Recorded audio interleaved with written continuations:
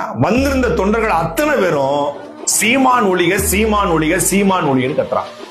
சீமான் ஒழிகன்னு கத்த வேண்டிய தேவையும் அவசியம் என்ன வந்திருக்குன்னா, அவன் தன்னுடைய எதிரியா பார்ப்பது அண்ணன் சீமான பிள்ளை. ஏன் அப்படின்னா, சீமான்ட்ட சித்தாந்தம் இருக்கு, இங்க சினிமா மட்டும்தான் இருக்கு. அப்போ சினிமாவா சித்தாந்தமா, ரசிக கூட்டமா லட்சிய கூட்டமா? நீ அணில், நான் புலி. புலி வேட்டைக்கு போகும்போது நரி அடிக்கும், ஓனாய் அடிக்கும், சென்னாய காட்டு விலங்கு அடிக்கும், அணில் அடிக்காது. நீ ஒரு என்டர்டைன்மெண்ட் பீஸ் சொல்லி இந்த கட்சியினுடைய இந்த கொள்கை கூமுட்டைகளை உடைச்சு சுக்கு சுக்கா போட்டாரு 5 நிமிஷத்துல.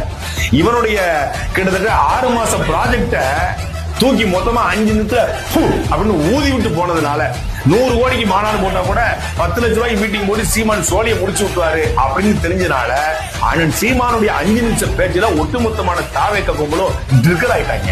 எப்படி இந்த பிக் பாஸ்ல வாசு மகன் ட்ரிகர் ஆனால அதே மாதிரி ட்ரிகர் ஆகி சீமானுடைய சீமானுடைய சீமானுடைய நாம் நம்ம கட்சி கூட்டத்துல நீங்க போனீங்கன்னா ஒழிகின்ற கோஷமே இருக்காது. திமுகவை பிடிக்காது, அதிமுக பிடிக்காது, காங்கிரஸ், பாஜக, எங்களுடைய சாதியவாத மதவாத கட்சிகள் எல்லாத்தையும் நாம் எதிர்க்கும். ஆனா யாரையும் ஒழிகன்னு சொல்லாது.